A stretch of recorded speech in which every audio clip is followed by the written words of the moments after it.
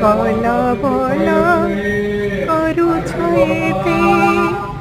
খিলাফত আউছ সাথে কলা বলা করুছ এতে খিলাফত আউছ সাথে তিন বন্ধু নামে সিনা তিন বন্ধু নামে সিনা মিছটারে বানা বহিছ